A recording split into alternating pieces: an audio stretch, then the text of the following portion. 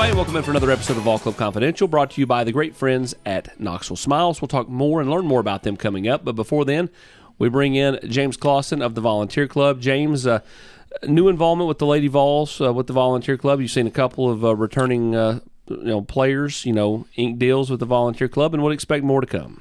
Yeah, we've obviously we're excited about Coach Caldwell getting on board, being at Tennessee. Feels like she's got a really fun, exciting system. It's going to be fun to watch. So, yeah, we got Jewel, and so I think we'll continue to sign a few Lady Vol basketball players, which we're excited to do. Coach Caldwell will be out on Vol Club Confidential next week, so it'll be a great chance to kind of get to know her and kind of do a deep dive on Tennessee's new coach, the fourth coach in program history. Yeah, learned last week that she subs 5 players every minute of the game. So, I mean, it's going to be pretty exciting to watch and see if we can outduel and outpace and outrun the other teams. Yeah, I mean, a much different brand of basketball than we've seen over there at Food City Center the last few years. And then finally, the baseball team. I know the Volunteer Club will have a spot down in Birmingham at the SEC tournament. That'll be coming up this weekend. It'll be the Florida Series. That's a Thursday, Friday, Saturday down in Gainesville. Tennessee on the road next week at Vanderbilt before the final home series against South Carolina. Yep. We'll have a presence in Hoover. I think we'll probably do some type of tailgate down there. So that should be good. And then we'll have presence at, obviously, Regional Super and hopefully College World Series. And don't forget about those activations that Sheridan Gannon spoke about just a few weeks ago here on Vol Club Confidential. As for Knoxville Smiles, let's learn more about dentistry from Dr. Malone. Hi, I'm Dr. Stephen Malone. People ask me all the time about digital technology and how it affects dentistry. We'd like to show you what that means here in the office. So dentists used to have technicians that they worked with everything analog. Today we do it all digital. Also, digital technology helps us with clear aligners so we can straighten your teeth here in the office. If we can help you with your dental needs, look us up at knoxvillesmiles.com.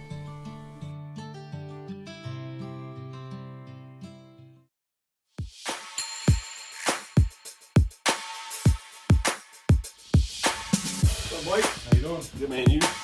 Good.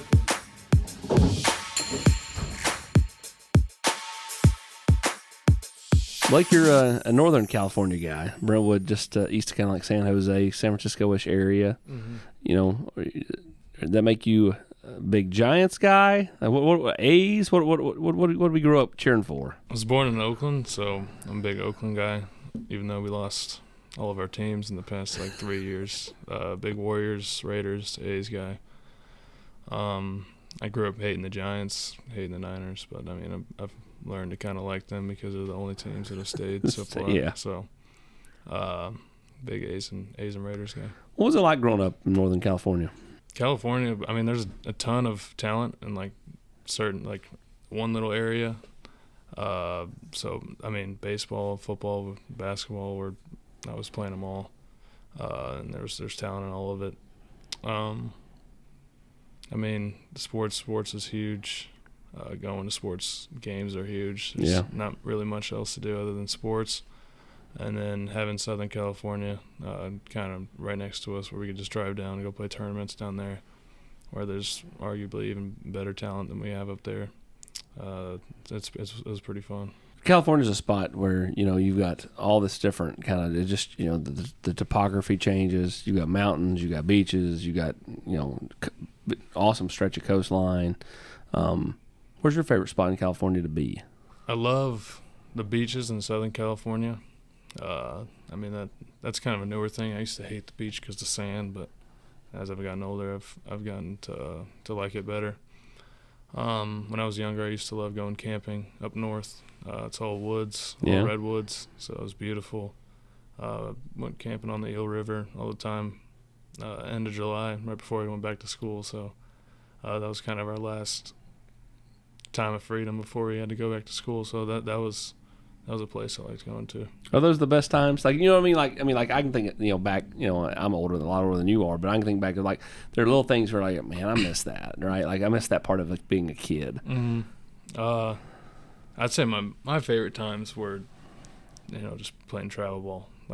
That was probably my favorite times. But away from baseball, away from sports, it was definitely going up camping in the redwoods.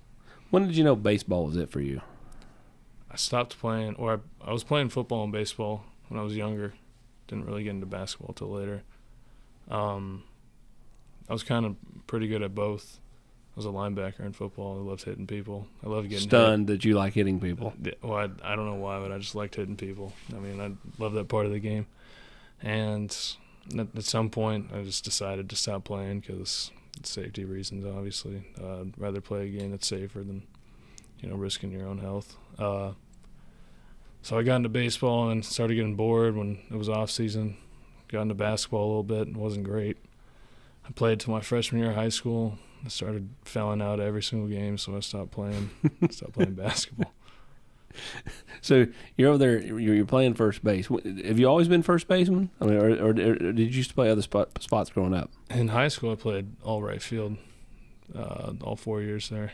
Before then, I was first base, outfield, pitcher too, and then stopped pitching. Just focused on hitting.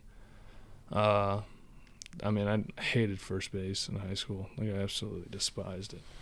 And, when I got here, I kind of knew I was going to be a first baseman in the future, so started working on it, getting better at it, and got with Luke Lipsius, and he helped me a lot.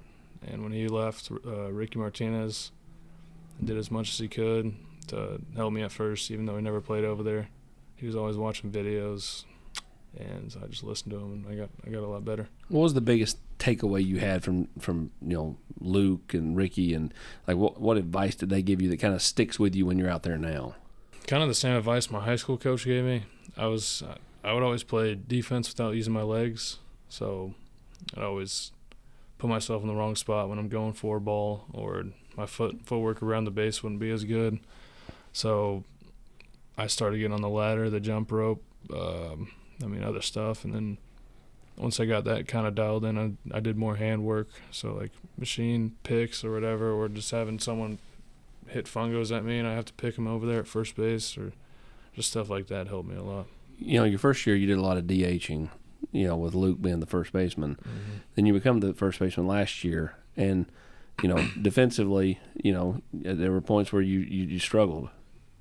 And this year, you look like Andres Galarraga over there, picking them, and the play you made at Kentucky on the bunt, for the force out at third. It feels like you went from marginal defender to exceptional defender in a year's time. How? A lot of work. You can say I was a bad defender last year, because I was. I was pretty bad over there. Yeah, a lot of work. I knew I had a lot of work to do, especially if I want to play at the next level. You need to be an elite first baseman. You need to be good at everything you do. So that's kind of what I wanted to do this past off season, was just get better at everything I can. And that involved the footwork, my body, getting in the cage. I wasn't the best hitter last year either. And I just think working hard at everything. I need to get better and become the best player I can be. That leads me right into the hitting. Last year it felt like you were at them done. It was either home run or not. Mm-hmm. And now this year, you lead the nation in doubles.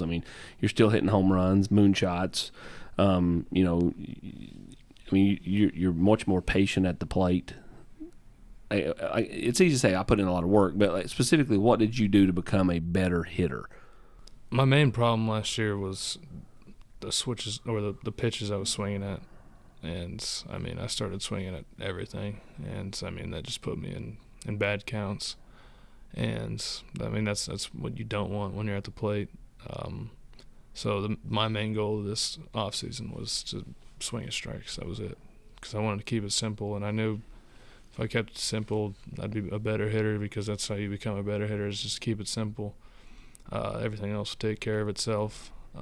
So swinging at my pitch, and if I'd swing at my pitch and I'd get out, then so what? I could say that I'd had conviction on what I was doing, and if I went up there and swung at a bad pitch, I'd remind myself not to do that again. Was there a moment at the plate where you felt like, okay, this is actually really starting to click? Like, you know what I mean? Keeping it simple is working. Was there an at bat? Was there a moment? It didn't have a great fall, but I knew if I just trusted what I was doing, then it would work. I mean, I can go up there and say whatever to myself if I trust what I'm trying to do. I know it's going to work. I mean, that's kind of what you need to do as a hitter. Just have the most confidence in the world. Whatever you're doing is going to work, and you're going to go up there and you're going to have success. If you have any doubt in your mind, then you're not going to. The result's not going to be so well. And I mean, another thing is just not focusing on the result. I mean, the result's going to sway back and forth. I might barrel a ball to somebody as hard as I can, and he might catch it, and I'm going to catch one off the end of the bat. It's going to get down for a double or something. So, I mean, just staying to what I'm doing and what I'm working on helped me a lot. Feels like you're able to go to the opposite field a lot more with the patience and kind of doing it this way. It feels like you have a lot more success, not only home runs, but doubles to the left field gap and that type of thing. I mean, I think there was a bat at Kentucky. You hit just a rope. Now, the third baseman made a heck of a catch, right? Mm-hmm. You snagged that thing, but I mean, it was like one of those you took what was there and you rifled it. The guy just made a play. Mm-hmm. Is there anything specifically you've done to work the other side? I've always known I've had that to hit it, the ability to hit it to that side of the field. It was just trusting it, and I mean, not trying to hit a home run every time or swing at pitches. It's hard though. People love the home runs. I know. I do Chicks too. dig the long ball, big guy. I mean, I do too. But I mean, you got to learn to get away from it and just take what's given to you, like you said. And I mean, if they pitch you outside, just hit it that way. And I mean, a lot of people have the ability to do it. They just got to trust it. Furthest ball you've hit, is it the Southern Miss one, or in a game? Have you ever hit one in practice where you're like, okay, that was? I mean, not that I know of. I mean, that one I hit was crazy. I mean, watching that from the box was pretty cool. I mean, I just touched it and it went forever. Yeah. I mean, I just kept going and going over those trees. That was a pretty cool moment. Felt like one of those you hit in high school where like when you do it or even in middle school where you hit the home run and people didn't expect it, and it's one of those ooh-ah moments. Like, people expect you to hit home runs, but how far you hit it was the ooh-ah moment. Yeah. I mean, I surprised myself when I did that. It was 0-2 count, I think. I was literally just trying to, I'm not going to say that I was trying to hit it pretty good. I got it pretty good, but I was also, trying to just compete in there, and that's a good result of competing. There's no doubt about that. When you look at this team, you got Christian Moore, Drew Beam. Y'all all kind of came in together. I'm sure there's a couple more. Is there a couple more? KT. Yeah. I'm forgetting one more person. Not that I can think of right now. But I mean, like, you guys have kind of been the ones that kind of stuck through, and you guys have had a ton of success. Mm-hmm. Kavaris took a little longer to get to that point, but now he's raking and having a fantastic year. And then obviously you and Christian are having your fun going back and forth as the McGuire and Sammy Sosa of Tennessee baseball for the home run record. And then Drew's obviously been super consistent. What have you liked about that core group? I was just talking to KT the other day. The first day we got here, we all met up, went to go get something to eat, or grabbed it, took it to go, and we took it to the left field bleachers when there was still only one. We were just sitting there. We were just kind of talking about like what we wanted to do while we were here. And you guys got deep quick, huh? Yeah, it was pretty cool. And I mean, from there you kind of knew that class was gonna be something special. I don't remember who exactly was there. I remember Beam and KT. We were just talking about how we want to win here. We want to win everything we possibly can, and I mean, just to stick it out with them. And I mean, this is probably the last year where that group is going to be together. So it's pretty sad that it's ending soon, but it's also pretty special to have all those people in the locker room. Talk about the different personalities from that standpoint, though. I mean, Beam's a relatively quiet guy. You're a quiet guy. Christian, not. But there's if anybody's I think matured more from freshman year to now, it's him. Christian. It feels like he's just he's kind of dialed himself in. He's matured quite a bit. Tears feels like kind of a mature kid, right? Like, I mean, like, on the whole, similar personalities. All of us. I mean, like, yeah, I mean, just that little core group. I mean, like, I'd say we all have something in common, but we're also kind of different. I'd say the one thing we have in common is that we want to win, and I mean, we'll come together to win, and I mean, it's a special group for sure. But yeah, KT's matured a lot. Beam's always been mature. He's been the same person since freshman year. Like you said, consistent. And Simo is always asking questions, always asking, the older guys, the people that graduated, about pitch tendencies or like what they're looking for in video or scouting reports. And I mean, Simo's always trying to get better. That's pretty cool to watch too. what made Tennessee the pick for you? Like, what was it that drew you to Tennessee? Because I mean, Tennessee baseball hadn't had a ton of success. I mean, like, it started to kind of turn the corner before you got here under Tony. But I mean, y'all got here and then boom, boom, boom. It was just rattling off these massive win streaks and everything else. I knew wherever I wanted to commit, I wanted to win. And I mean, talking to Coach Elander, he was the one that recruited me mostly. I talked to V a little bit too. But I mean, talking to E, I could just tell that he was a good coach and he was someone I wanted to play for. And I mean, it was also another easy decision because I had 2 scholarships coming out of high school. I was either here or Berkeley, and I mean, I wanted to win, so I came here. That's not a shot at Berkeley at all, but well, it's just playing in the Pac-12 versus playing in the SEC. Yeah, exactly. From a baseball standpoint, makes total sense. Even though it was a lot further away from home, But your mom and dad, they all come out here quite a bit. I mean, when I was at Kentucky, I mean, it was you had like the row of like Burke jerseys down there. I mean, I feel like they've been super involved in the process as far as like being there every step of the way for you, making sure you feel somewhat at home even though you're so far away. Mm-hmm.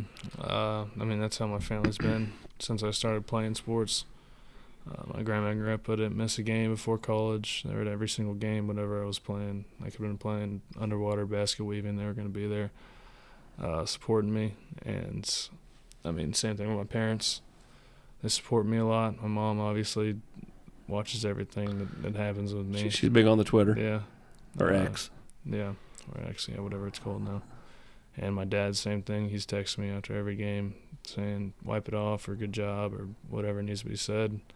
He knows what to say. I'd say my support group is pretty good. Grandmas and grandpas, man. Anybody that knows the show knows that I'm partial to the kids who love their grandmas and grandpas because those are the special. Those are the goats. Mm-hmm. What is it that you admire the most about them? Just their love for us. They do anything for us, and I mean I think that's pretty special to have people like that in your life. Grandma big on the cooking. You like grandma's cooking? Yeah, she's good. Is there something when she comes out she brings? No, I don't make her do that. But when I go home, when you go home, she makes some good crepes. Yeah, that's probably my favorite thing she makes. Any particular flavor? Lemon and sugar. Lemon and They're sugar. Fire. They're good. That's the one thing I have her make me. All right, I ask everybody on the show, what makes you smile, Blake Burke? People. Being around people I like. I like having a good time, so that's what makes me smile. He's such a reserved kid as he answers that question about smiling. Let's learn more about Knoxville Smiles from the great people at Knoxville Smiles. At Knoxville Smiles, they aren't just focused on teeth. They're focused on helping people and making their lives better. It just so happens that they are great at dentistry, too. All right, we talked a little bit about your love for the Bay Area sports teams growing up. What about other sports? Do you have other loves besides the baseball? As in playing or No, watching, being a fan. Oh, I'm a huge Raiders fan. I watch every single game. And if I can't watch the game, I go watch the film on it. I study draft boards, all that stuff. I'm very in tune with the Raiders, and I'm kind of excited to watch this draft Saturday too. Well, the draft will come out before this episode airs. So let's just play devil's advocate here. Who are we hoping the Raiders draft? I don't think we should go quarterback because we just signed Minshew. But if we do take a quarterback, the first round, probably say Jaden Daniels. Trade for Jaden Daniels. See, I like that pick. Yeah. See, I would do that trick. Yeah. But if other than that, unless we get like Milton or something late, then probably Milton. But I mean, probably someone else in the first round. Are you a big numbers guy? You always been 25? Has that always been your number? No. 20. Yeah, and then my friend Gavin Brzezowski, who transferred out of here to Kansas, he had it my freshman year. And you just kept 25. Just kept 25, yeah. I like it on you. That's a traditional first baseman number too. I mean, yeah, I think it looks pretty good too. Like Jim Thome over there hitting those moonshots. Yeah, I love Jim Thome. Who's your favorite baseball player? Yordan Alvarez, right now. Favorite all time is probably actually it's not Yordan, it's Matt Olson. I'm a big Matt Olson fan because he played for the A's. And I mean, it sucks that he left, but I still love watching him. Favorite all time would probably be Thome or Barry Bonds. Barry Bonds, not Mark McGwire. Mm-mm. Even though he was with the A's and he wore 25, and he was a first baseman, and he hit the moonshots like you. How come? Probably I like lefties, because I'm a lefty. So I like watching, Barry Bonds hit balls 500 feet. How big of a joke is it? We're to a point now where Reggie Bush gets the Heisman back. Barry Bonds needs to go in the Hall of Fame. Yeah. Barry Bonds was a Hall of Famer before he ever took any steroid that let him hit 73, right? I mean, dude's got 500 stolen bases. And even if he did take steroids, you still have to hit. You still have to hit it. You still have to hit the ball. But even that, he was a 500 guy before. Before any of that, the big seasons. I mean, like, you know what I mean? Like, Clemens had X amount of no-hitters, X amount of Cy Youngs before any of that stuff. Do you feel like they're unjustly penalized? I mean, they did cheat, but I think with the amount of stuff they did, I think they should be in the Hall of Fame. And you think they've served the penance? Like, since they weren't first ballot, they've had to wait several years. I think they deserve to be in there. What about Pete Rose? That's a weird one because nowadays, I mean, people are getting in trouble left and right with the gambling stuff. So I think they might have to hold out on that one. Hold out on that one. Yeah. Well, you're a Rafael Palmeiro guy, another 25. Lefty. Honestly, no. I don't really watch him a lot, no. Are you an old school baseball guy? Like, you know what I mean? Like somewhat. Like, I could turn on like 1996 Home Run Derby right now and watch it. 1998 Home Run Derby. That. You know what I mean? Yeah. Like the one with I forget what year it was. Was it 98 King Griffey Jr. or was it 99 at Fenway? I don't remember. No, that was fantastic. I mean, I know you're. Well, I know. I'm not going to say I remember it. Well, of course not. You weren't born. I go back and watch videos. So. You weren't born. What year were you born? 20 or 2002? 2003. Jeez. Yeah, I'm not going to say I remember that, but. I was a junior at Tennessee in 2003. Way to make me feel old. My kids make me feel old daily. What inspires you? What drives Blake Burke? I'd say, I just love baseball, and I want to be great. I want to be the best player I can possibly be, and I love competing too. And I feel like that's the best way to compete because I love the game, and playing against the best competitors is like my dream. You were so laid back and chill. We had Nico on last week, and he's another guy that's just super kind of flatline, doesn't get real fiery. So when you show emotion, like, does it ever like, okay, get to come out of my box a little bit here? I'd say I'm not an emotional guy, but I'd say I'm pretty. Not right now, but when I'm out on the field, I feel like that's when I can kind of, show it a little bit. I'm kind of a weirdo on the field. I'm moving around all game. I have weird things that I do. I just walk around in circles. I yell. Talk to my teammates, talk trash to my teammates. Mostly Simo because he's right there. Just try to make him laugh. So, when I'm on the field, I can't tame it at all. But, away from the field, I'm been pretty chill. I mean, you've got the eye black on that's like, from cheek to cheek and down past the mouth and triangles. And how long does it take to put that on? Not long at all. Just taking it off sucks. Plus, it gets in my helmet, so after practice or something. Do you actually do that in practice too? No. It'll get stuck in my helmet. So, like, when you put your helmet on, it gets on your face again. You got to wash it off. Stuff doesn't come out easy. And it takes a while after the game. Is that your war paint? Yeah. We put it on. Me and Hunter Ansley started wearing it towards the end of the year last year. We started winning. So ever since then, I just try to wear it every game. Do you think Tony is superstitious? Yeah. I think so. Big. See, I think it's like 2 or I guess it's 3 series ago. I forget what was it, LSU, whichever game it was. Y'all won that Friday night with Causey coming in out of the bullpen, and then at Kentucky, it's like you just put somebody out there. First inning, first and third, 0-0. We're gonna take him out. He's fulfilled. Causey's not starting. Now we'll put him in. You know what I mean? I don't know if that's one of his superstitions, but I mean, Stone is pretty good, and he's been pretty good ever since he came here. But I mean, sometimes we'll win a game on a certain route to a field. We'll take the same route the next day, or if we lose, we'll go a different route to the field the next day. There's just stuff like that or you could see he's superstitious, but doesn't want to do the same thing 2 days in a row unless you win. Yeah. What's your go-to meal? Go-to meal. Pre-game meal. Either one. It can be date night, can be pre-game meal. If you're getting to set the menu, if you're getting to go where you want to go and get the food you want to get, what are we doing? Where are you going? Pre-game meal, it's normally a smoothie from Tropical Smoothie. And for dinner or something, I'd go to Dos Bros and get a burrito bowl. That's the 2 places I visit most. The one thing we learn is the California kids, they stick to the Mexican food. Yeah. Street tacos, all that stuff. Yeah, we have pretty good Mexican food. Who's your favorite person at Tennessee that doesn't play baseball? I don't really know anybody who doesn't play baseball. Do you not talk to the other athletes?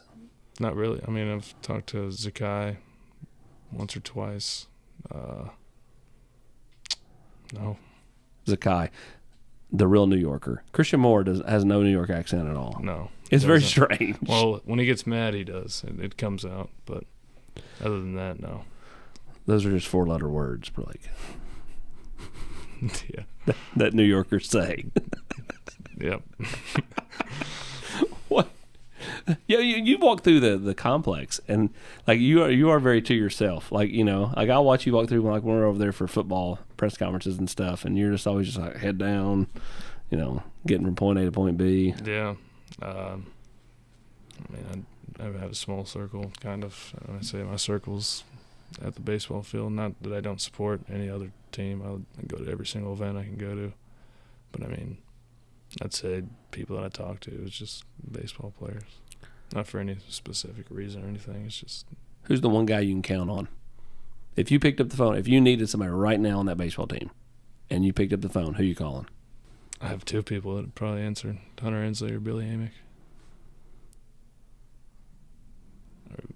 Do I have to call them right now to see if they answer? No, that's fine. Is that going to be a test? We, if you want to, we can do that.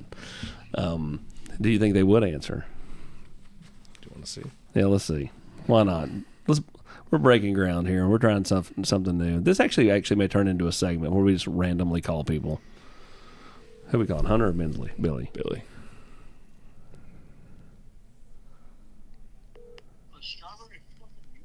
Hello? Hey, we were seeing if you would answer, because I had to pick somebody to count on. I picked you and Hunt, but it sounds like y'all are together. Yeah, we got you, bro. We're always your All right, your thank you. backbone. You're in the mic right now, so. Let's go. All right. What's up, world? You've already been on this podcast, Billy. We've heard your stories.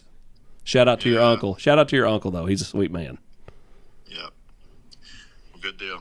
All right. See you. All right. See you guys. See, now you can count on him.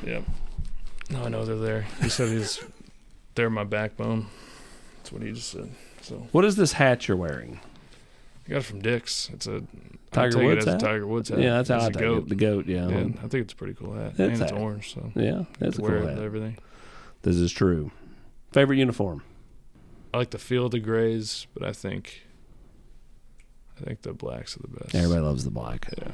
The orange pops off the black, whether it's football, baseball. I keep waiting on basketball to do it. I mean, those are going to look good when they do it. They'll eventually do it. I don't know if it'll be under the Rick Barnes regime, but they'll eventually pull out the black uniforms for basketball. Yeah. You're not a Sunday cream guy?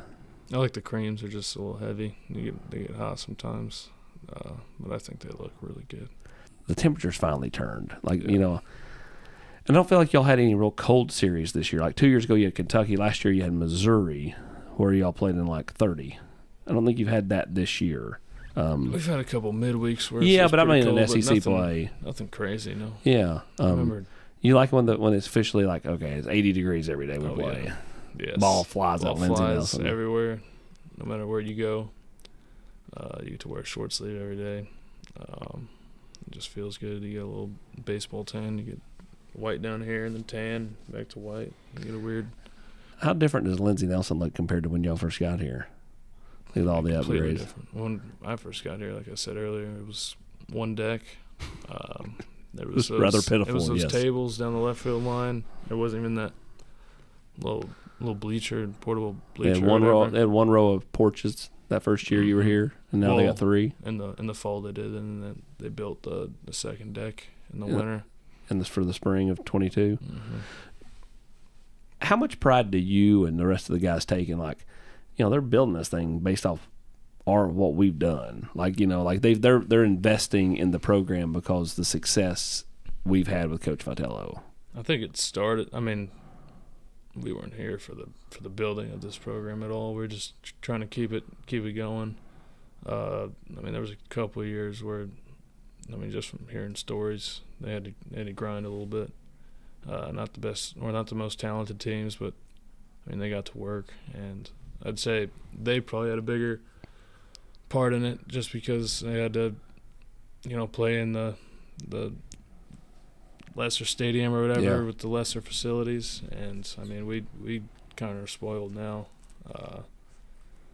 And I mean, even our freshman year, we didn't build that second deck. We haven't played yet, so I mean, I'd say it's kind of nice that they're gonna be able to build that brand new stadium. But I think Drew Gilbert, Jordan Beck, Trey Lipscomb, Terrell Ortega, Russell, Lipsius, all those guys had a big part in the building of that new stadium. No, they did. I don't not to diminish anything they did, but I mean, like, again, y'all have continued to keep me like the interest in Tennessee baseball is 10 times what it was before Coach Vitello took over, and he's done a fantastic job of being present and understanding how to work donors, understanding how to work fans, the whole thing, and then the players have obviously come in droves. We'll get you out of here. The last couple. You look around Major League Baseball, you see Drew, he's pretty close. Trey's, been to the league this year. Jordan Beck's in AAA really close. You started to see some of those guys that you played with that first year, get there or get close enough to where it's like going to happen, probably before the end of this season, even if it's a September call-up. Does that get you excited? Does that get you excited to know, like, if I can just keep working, keep the head down, like I'm, closer? Yeah. I mean, just knowing those guys makes me happy for them. But also just seeing someone else do it before me. Motivate you. Yeah, a lot. And, I mean, that's always been my dream, is play Major League Baseball or football, but that dream's gone. Play Major League Baseball, that's something that it's hard to wrap my mind around, that, like, my teammates have already played in the big leagues. Joyce, I have a high school teammate for the Giants. Lipscomb, obviously, he got called up. He just got called up again because Lane Thomas got injured. The Bearden guy, by the way. Yeah, Lane Thomas. He's around here during the fall and stuff, so we get to see the work that he puts into. I mean, just being around all those guys is pretty cool. Will you miss the bats when you go to professional ranks and you're on with Wood? I I kind of like hitting with wood. I mean, obviously, I'm going to miss hitting with metal. If someone says they don't, then they're lying. But, I mean, I think it's going to be kind of cool to switch over to wood. Ball still travels. Yeah. If you know how to if you swing hit it on the barrel, it's going to go. Last thing, what's it take from here the rest of the year to let's just focus on getting back to Omaha. Everything else at that point to me is just gravy, right? Like, just have the opportunity, get in the tournament, right? What's it take to get back to Omaha again? What do you guys have to do from here on out? Compete, play the best we can, or show up to the park every day, just staying consistent, not trying to do too much. When we try to do too much, it's going to tumble into us struggling a little bit. But I think we have a good group of guys where, I mean, we're unselfish and we're playing to win. We're playing for each other. And I think if we keep doing that, we'll have a good chance. Well, I was told when I wanted to have Blake Burke out, he would be a man of few words. We found that that's not the case. He does know how to talk. He's a quiet kid, a very respectful kid, but a kid that has a fantastic story. And, heck, man, hold on a minute. We can't go any further. We can't end on this. We got to end with the home run chase. We got so into everything else. We didn't even talk about that. How bad do you want that? I mean, like, is it one of those, if it happens, it happens? But I mean, like, does he motivate? When he hits 3 on Sunday, how much motivation is that for you?